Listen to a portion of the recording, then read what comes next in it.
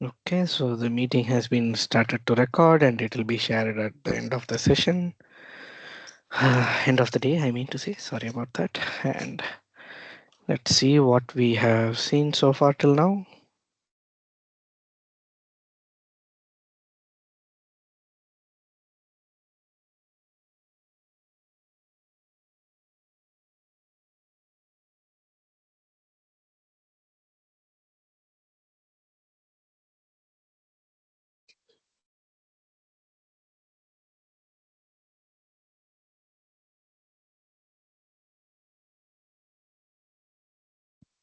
I hope my screen is visible. So in case if it's not visible, kindly let me know through WhatsApp chat or the Teams chat. So what we were discussing. Yep. Okay. So last session we were discussing about the node or npm installation. So how do we do it and what do we do it? We were checking it about. So I hope like everyone has installed it up. I think last session I was about to reach two people, but unfortunately I was able to not able to do it. So maybe today I'll just get in touch with you, okay? So that we can discuss your pros and cons actually. Yeah. So sorry about that. I missed it somehow. And yeah, so today we'll see a couple of items, the basic items, and then we'll move towards the core Java concepts. So another basic item is like say what is the difference between your APM 1 version and your 2 version. So whether you are aware about it or not, so there was already an APM version with 1.x available in an industry, and it was due to some reason like people didn't like it. Okay, so there are multiple reasons, so I'll tell you the reasons also. And that's the reason like 2 version came. So once after 2 version came into picture, so people started to use it more, or like say their customer base has been increased double the size. So that's what the experience is about. So this, from this you can understand like say in 1.x, like you had some features which weren't covered, or some features which were difficult to cover. So that's the reason like people started to use the 2.x version and they were happy about it. And first and foremost reason is like say uh, in 1.x.x version, so you had something called your desktop versions. Okay, so that's the first item. So let me put it down over here.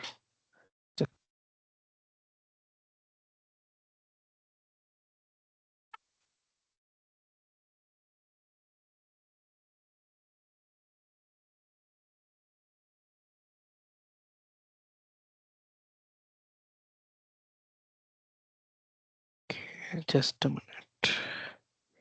Yeah, the mic is done. Yeah.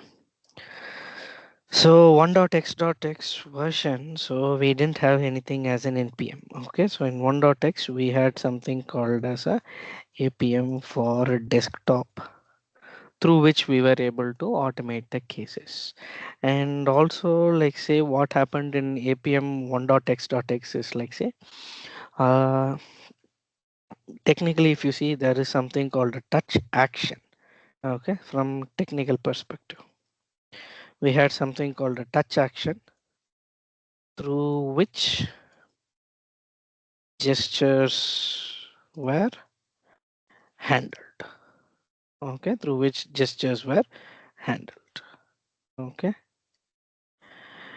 so APM for desktop, I think I have it. Let me quickly show it to you. So there is something like this APM for desktop available. Okay, so in case if it's not a like say not a surprise, like say in case if any one of you has been working into 1.x, right, still it's not a wonder. Why? Because like people still use it in some parts actually where their application doesn't go beyond a certain Android version. So maybe it's sticking on to 9 or 10 or something like that. They still go with the and one.x.x, and those are some features without doing any upgrade. They are using it, and this is how it looks like. Okay, so nowadays this Android for desktop, okay, sorry, APM for desktop is no longer available. Okay, so you can still, since I'm having it already, so I can even start it. So you can see like how the APM starts. It's pretty simple. Okay, and setup is also like quite easy. So it's not a big deal breaker, I would tell. But as technology started to improve, so these things, uh, like say, started to fade out. Okay, and then came like say 2.x.x. And in 1.x.x, right? So you had a lot of issues when starting and stopping your APM servers. Okay, so that is like say one of the main concerns which made people to choose an alternative for your APM. Okay, so how many of you has heard about Selenoid? Sorry, Selendroid.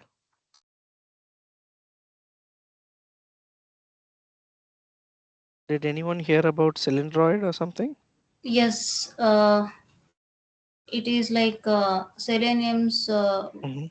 uh, counterpart, you can say, for automating Android devices. That that is what I have heard about that. Exactly. Not Yes. much. Yeah, exactly. So it's similar to that of your Selenium WebDrive, but it has some additional features available. So that Selendroid or Selenoid, however you might name it, so they were also used along with your APM 1.x.x.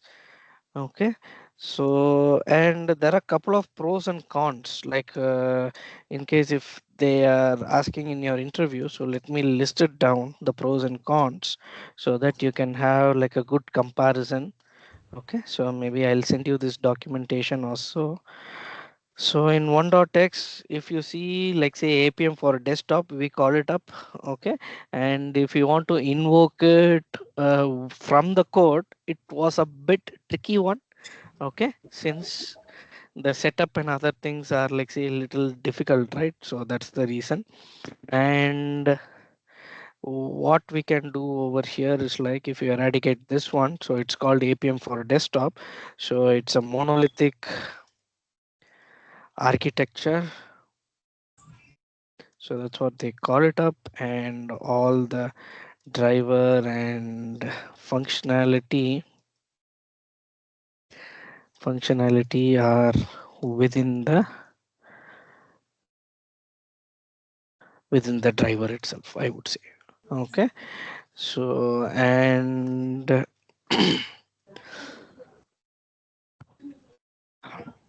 okay, and also the drivers can be bundled inside the APM. So what are the drivers that were available is like say, so UI automation, like say UI automator one actually, and then you have something called XEUI test, so that's for your iOS.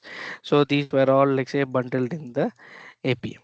Okay, and then like say no plugin support. Okay, so you cannot install any additional plugins apart from the drivers that are available.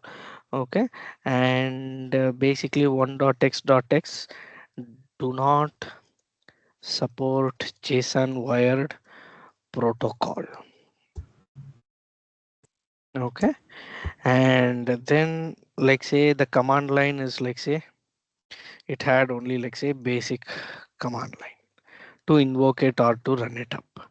Okay, so and server side configurations, like say you had like say uh what to say, you had many server flags to be configured. Okay, and then performance wise, like say it had like issues with dependencies. Okay, and it had like say and also like say Mm, yeah, so pretty much that's it. Okay. And when you say, like, say, APM 2.x.x, right? So basically, it had, like, say, something like, say, APM with NPM technically. Okay. And it's like, say, modular architecture. Okay.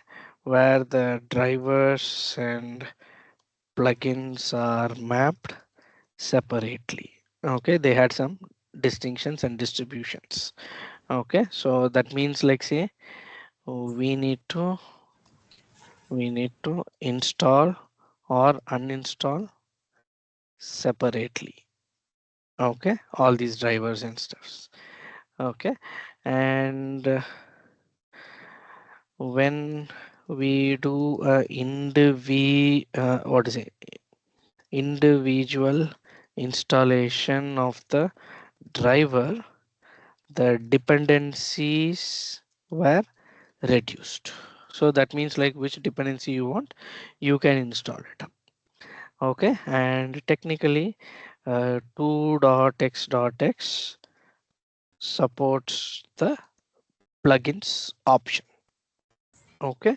So that means, like, say, in case if you want to provide a wait time and all, right, throughout your framework, APM framework, you can make use of this particular plugins when running your APM server to use it up. Okay. So that's also one more advantage. And 2.x.x is, like, say, it supports JSON wired protocol. Okay. So I'll tell you what is this JSON wired protocol. Okay. And command line, if you see it, there is a new set of command line where you can segregate drivers and plugins.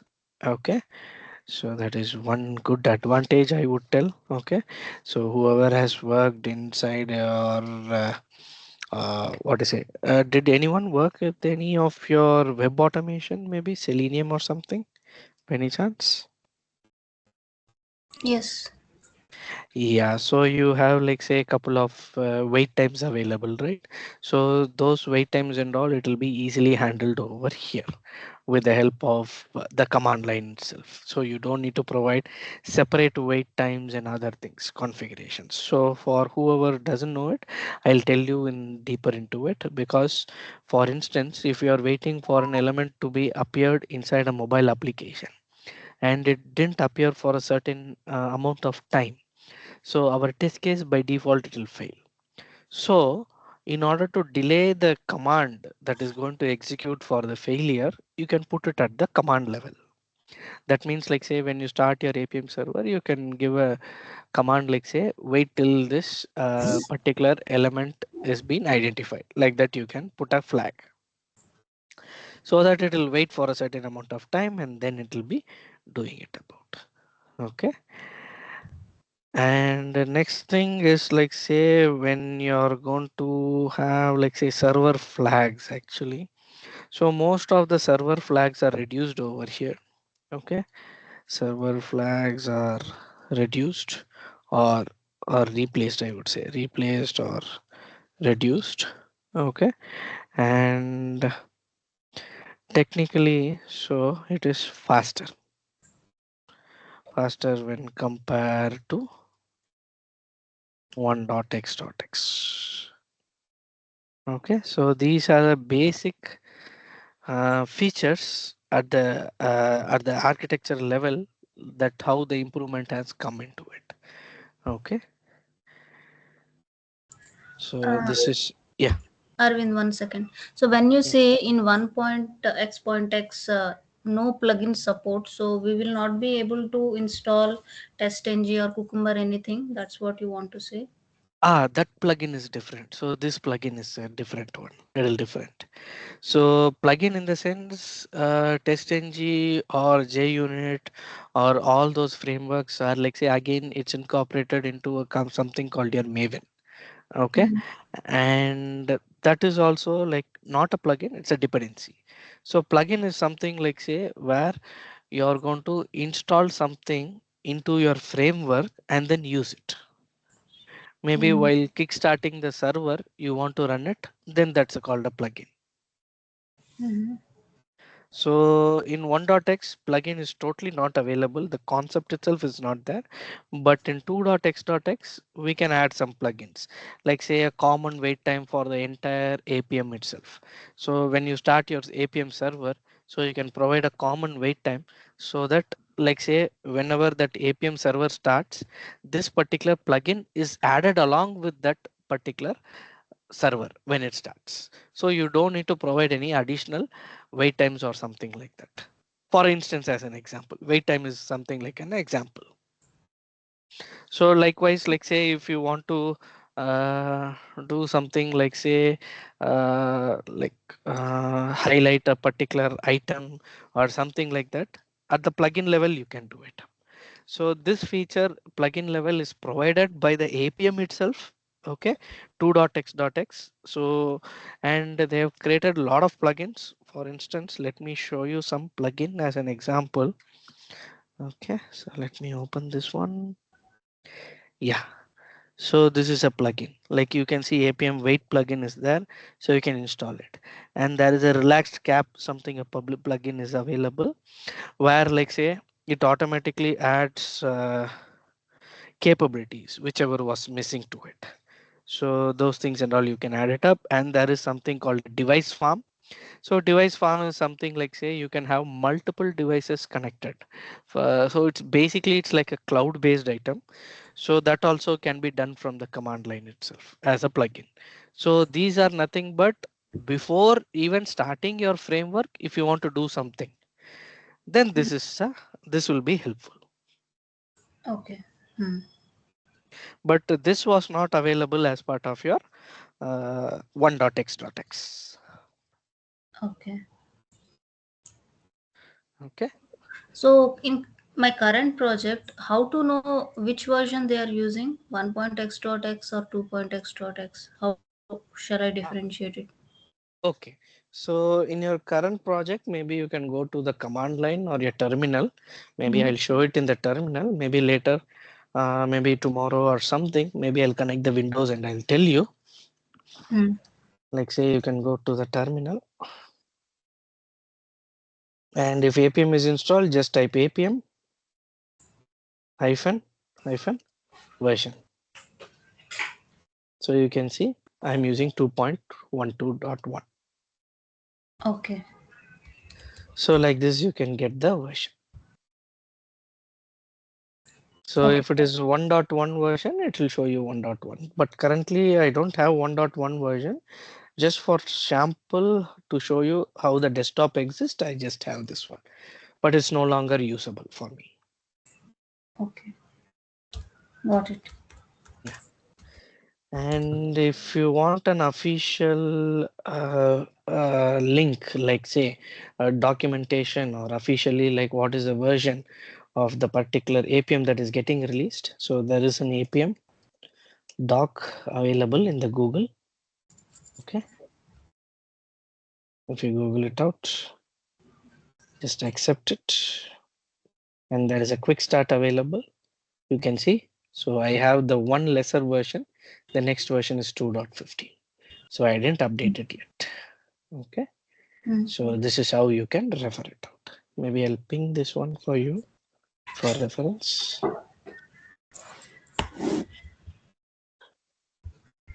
Okay, due to some reason, okay, it went. Yeah, that's good.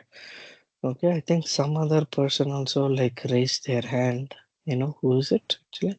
Yes, Umar, If, this is Sanjeev. yes, I, please. Yeah. yeah, you mentioned that one of the property like server flag is reduced. So what do you mean Yeah. server flag is reduced? Yeah. So server flag is reduced something like say there are the certain dependencies actually available. Okay. Like say maybe let me come to that. Maybe something like a JSON or other things because in 1.x mostly they used an XML.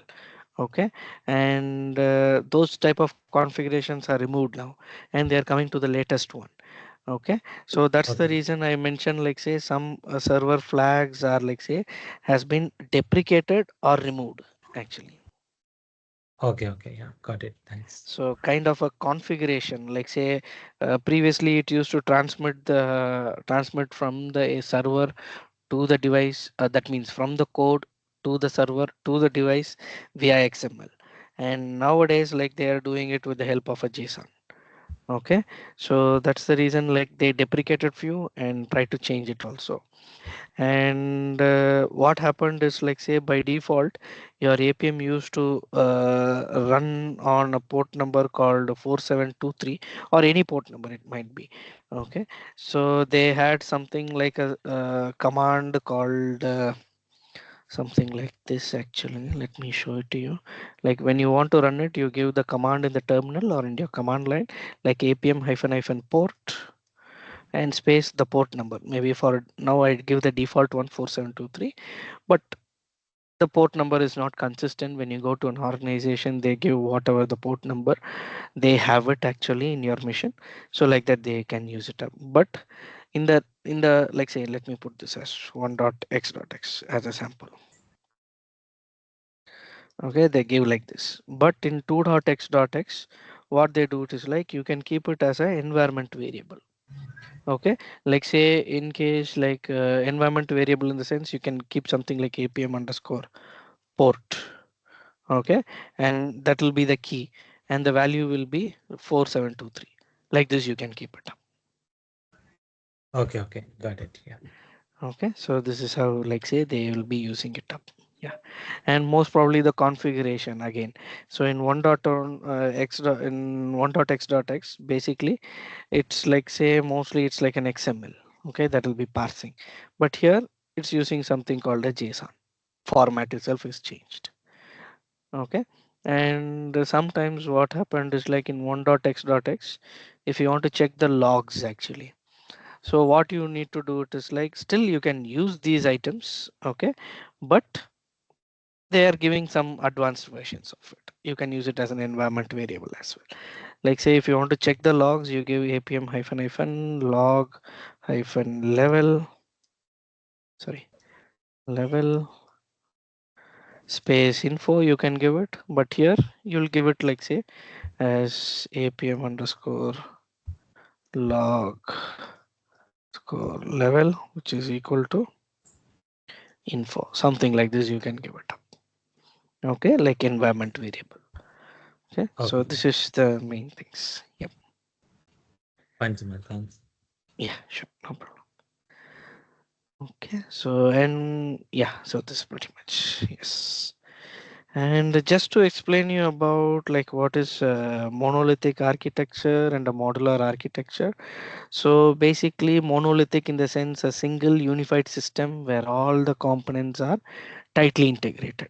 That means you cannot change anything, you cannot add anything, you cannot update anything. Okay, so it's like I could refer it something like a soap service as a monolithic. Okay, so in case if you have worked with API services, right? So SOAP is kind of like say monolithic architecture. That means if I send this one, so this one is the same. I'm expecting it. But a modular is something like say it's independent. Okay, it's kind of a microservices like say sync and async, both it will be available.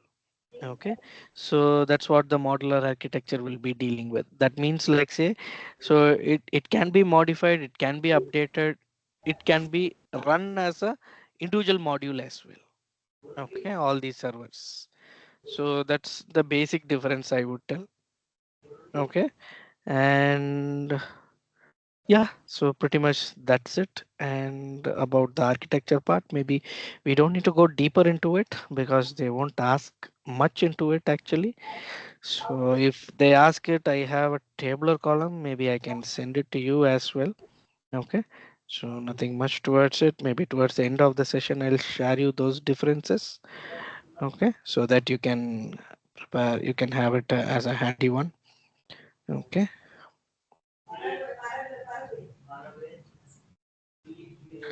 Okay. So any doubts still here over here so far? No. Okay. Thank you. Okay. So the next one would be like say, where is it? Yeah. Okay. So these are the difference and then the Apple account creation actually. So this is only for iOS users, like whoever has an iOS user. I think most of you can still create an account. Shouldn't be an issue. So it's not like say if you have Mac only you need to create it. It's not like that. If you have a Mac machine, you can map your devices. That's the advantage. But everyone can hold an Apple developers account because to get an update on what's going on inside an Apple, so you can have it out. Okay, so it's pretty simple. So just you can go over here and you can go like say Apple developer account. You can go just search for it and you get a Apple developer account over here. And you can start the account process. You can click on the account and you can create your own account. Okay, so this is how the process starts. Okay, for this, it doesn't necessarily, you don't need to have an Apple device to do it. But if you have an account, all those recent updates, what they are doing, and all those things, you'll be getting those chance to check it out. Okay, because yearly they have a developer conference actually for Apple, which is quite interesting. Okay, similar to what Google does, right? Google I/O conference. Say they are also having, Apple is also having that type of conference. So, what is the latest update? What is the Xcode updates? Everything you'll be getting it. Okay, so that's the only reason I ask people to just create it and keep it. Okay, but yeah, but contribution, it's up to you actually, I would say. So just fill in all the details and pretty much that's it. So you don't need to worry anything about it. Okay, so I also have an Apple account, but uh, not a paid service, I would say. Okay, so it's a normal one only because paid one for developers it's useful, but as a testers, it will not be useful for me. But let me show it to you over here. Yeah, okay, just a minute. Yeah,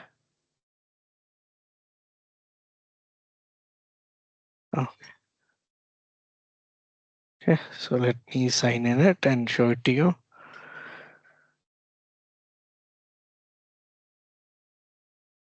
Sir, this Apple account and Apple ID the same thing. Mhm. Yeah, if you have a device, both will be the same. Yeah, so whenever you log into the Apple device, that will be always linked to your Apple account. Yes, that's correct. Oh,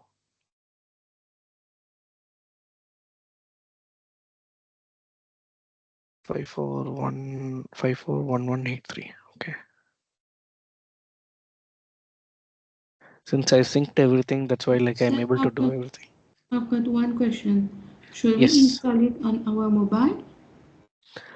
Uh, okay. So maybe a follow-up question, like you have an Android or an iOS? Android, I have Samsung and Uh, Huawei.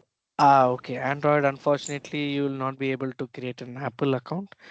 That means you will not be able to install it actually. So it's not an installer, I would tell, but something like this actually. So let me open my phone and show it to you. Just give me a second.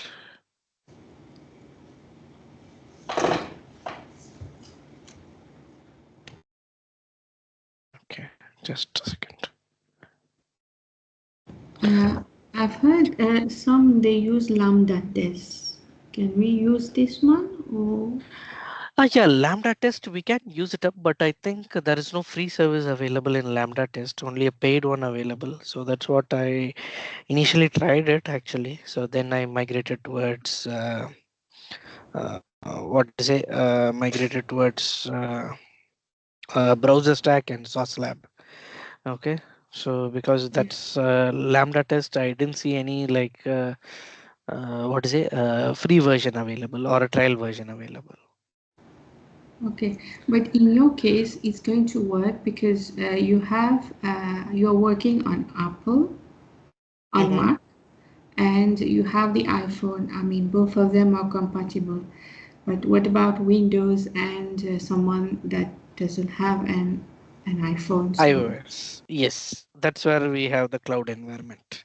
So how you told the Lambda test, right? Same way like we have some free providers, like say Sauce Lab, which I found it like say which had some 30 days of trial period actually. So if you sign up to it, you get like say 28 days of trial period and you get two virtual machines and like say you have like 60 minutes of time to spend within the device. So this is the only option for Windows users, I would tell, if you want to use your Mac. okay, So it's not a free completely, I would tell. So there is again a difference between a paid version and then a free version. But I think the free version should be very well sufficient, okay, to practice and to gear up your technical skills. Uh, but a paid version, maybe you can try it up. It comes to around, let me show you, I think $39, I guess, actually, per month.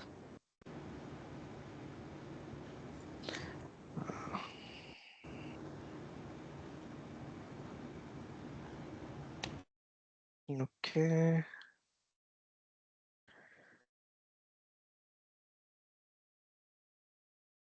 Yeah, the least one is like say $39. So you can develop the browsers, mobile app, everything you can use it up. Okay, so it's like say almost unlimited users they can use it up. Okay, and there are a lot of providers in the cloud actually. So I think like when I check like browser stack, Lambda test, it was like they don't technically have uh, free version, I would say, because I try to log in and check like say it's like they don't have much of a free version. So even when I log in, so it asks me to create it or pay it and use it up. So that's the reason I jumped towards the Sauce Lab, which was pretty much fine. They had some free things. Like you can see it over here. If I try to create a real device, okay. So you can see like say, for example, if I switch to iOS, okay. So in case like say you can see it's all blocked for me. Okay. So in case if I upload it, you can see it's asking for me to contribute. So that's the reason like say Lambda test is not, they don't have any like free versions. Okay. But in case if I try to use the existing ones also, like you can see, it's not available. And in case like say, I think someone asked for the test flight version, right? So this is also available. But again, the problem is like say it's a paid one. Okay. So that's the thing about Lambda test.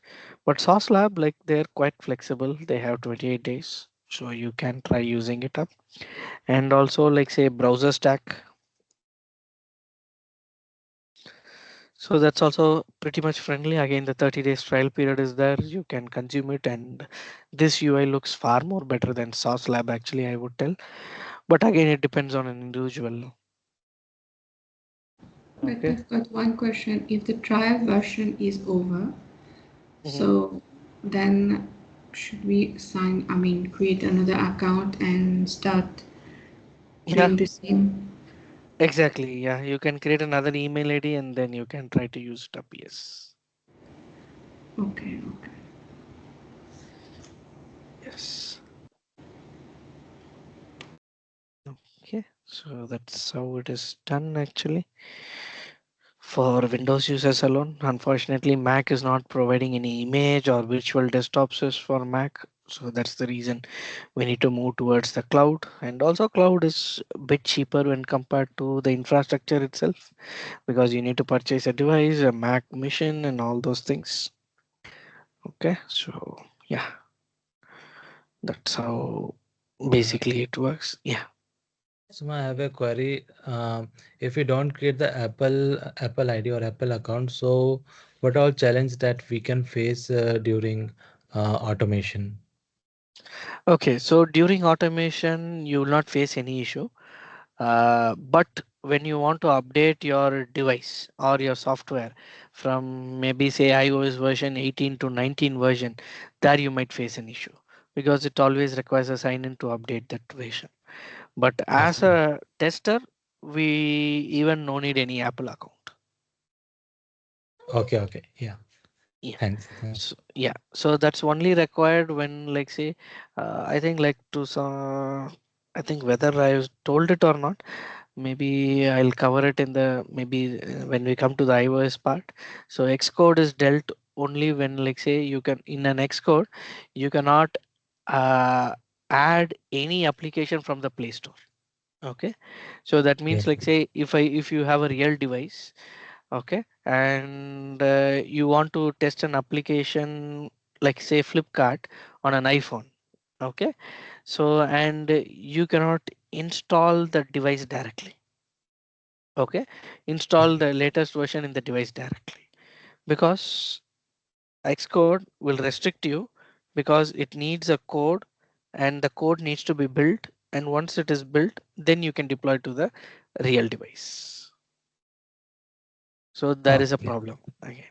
Yeah, so that's why like we are for Apple devices alone we are trying to use some uh, demo apps which are available and not the existing apps inside the real application, because real device is something like say it has a lot of security involved, so that's the reason you cannot directly use any application from the device. It will not allow you. So that's Apple level restriction they have it. Okay. Okay. Got it. Yeah. Thanks, Suma. Yeah, sure, no problem. Okay, so the cloud environment is covered and next will be the GitHub. So GitHub is something like say it's like a repository that is available. So this is also quite important for our sessions actually, because in GitHub we'll be trying to learn about the Git actions and all those stuffs actually.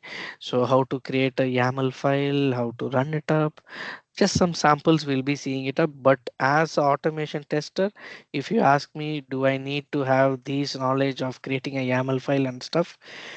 It is good to have, but not a mandatory, I would tell, because creating a particular YAML file is I wouldn't say it's a very easy task, but at the same time, it's not a tough one.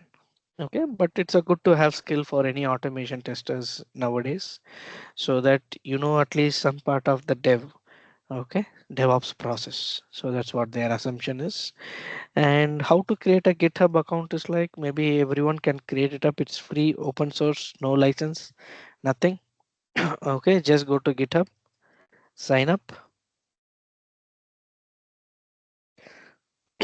So I would advise everyone to create it. So okay, I already create. I'm already logged in one. So maybe let me go over here and let me do it. GitHub login. Okay, create an account, and these are the steps actually. Okay, email and your password and your username, and then click on continue. Pretty much easy actually. So what is the benefit of GitHub is like say any code that you have, you can store it over here, you can share it, you can build it, you can run it. Okay, so pretty simple. So let me show you a simple one actually, not a complex one. If you go to the home and if you go to any repository, so there is something called an actions available. Through this, you can build your particular CI/CD pipeline. Okay.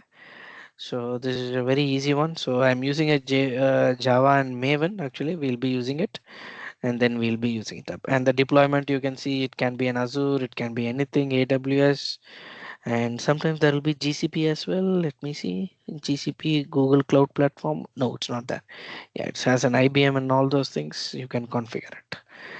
Okay, so this is how useful your GitHub will be, so that you create a CI/CD and then you run it up. CI/CD in the sense you develop the code. That means you develop your automation code, and whenever you check in a new code, you can run the automation inside against your app and then check whether it is working or not. So you don't need to trigger anything. You just need to write the YAML file and then it triggers and then it works. Okay, so this is what like basically they call it as a CI/CD. Okay, so this also like I would say like just create a uh, what is it, a login, and then keep it ready so that we'll push the code from your machine and then we'll try to create one pipeline and then check it up. Yes. Okay, so this is pretty much about the GitHub actually. So maybe the core Java part will start from tomorrow, actually starting tomorrow. So first we'll cover the core Java.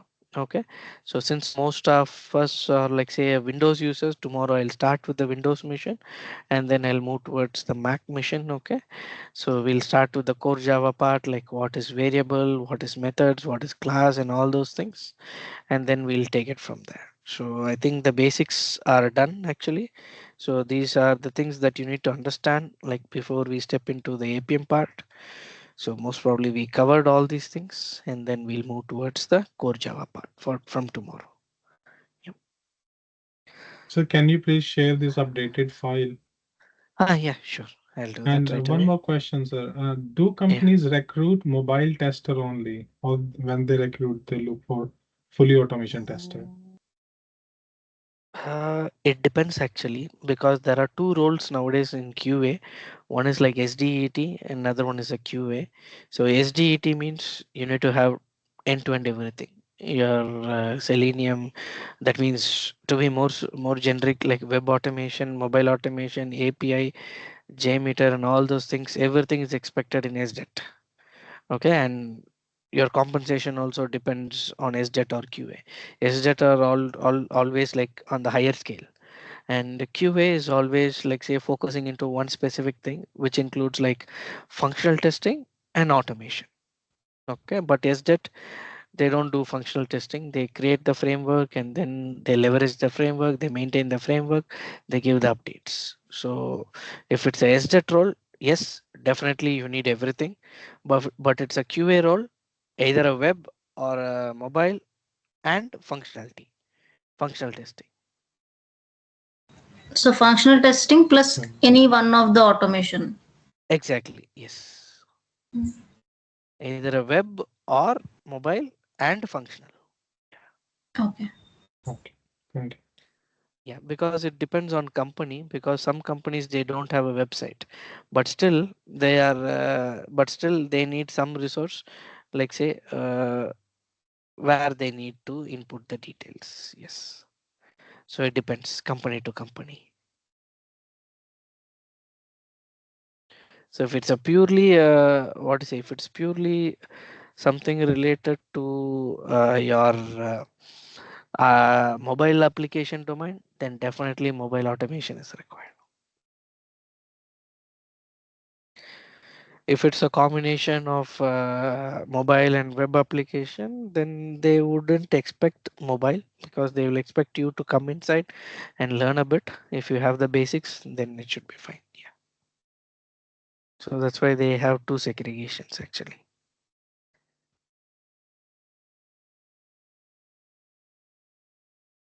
SDET and a QA. Yeah. Okay, I wanted to ask if you will be like repeating how to install this maybe Appium Yes. node. Yeah. We didn't touch base that concept yet because once we get into after core Java part, like we'll be trying to install it up Appium. Yeah, because the previous experience is like say the some people find the installation much more tougher actually, so we just give them some basics and then we take one at a time. Yeah. but that Okay. will be covered. Yeah, but that will be covered. It takes like say 2 to 3 sessions for the complete installation. Yeah. Okay.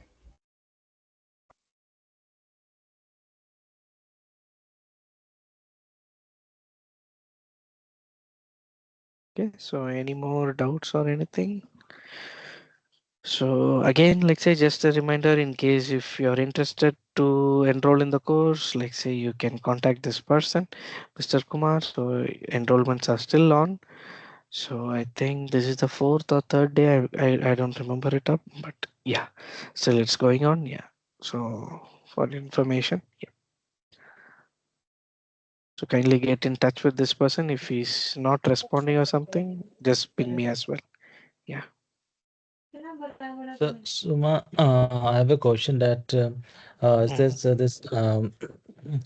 uh, Selenium it is only used for automating iOS and Android device, or we can automate BlackBerry, Windows Phone also.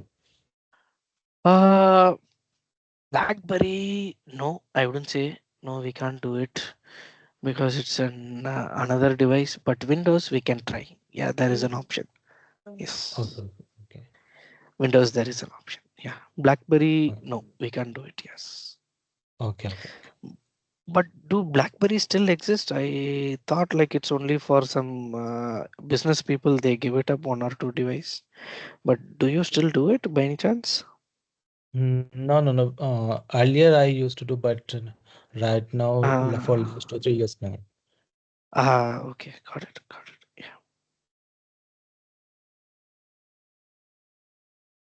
Yeah, okay. So thanks for that. And if no other items are there, thanks for attending this session. So hope to see you all tomorrow as well in our session, Java session. Okay, so maybe I'll reach out to 2 people. Actually, I forgot their name. Yeah. Okay, so maybe after the session. So no doubts. Have a great day ahead, and let's meet again tomorrow. And thanks for your time. Yes, Thanks, thank Suma. you. Thank Yep, you. thank you.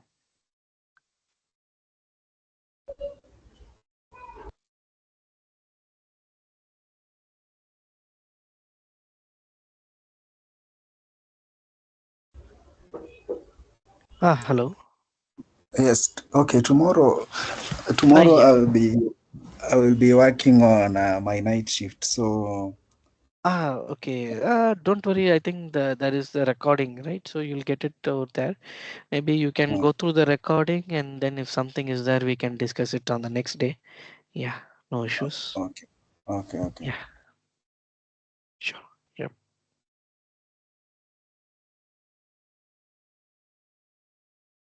Yeah. Maybe Ria, if I'm not wrong, your name. I think I forgot your name. Ruchi or something, right?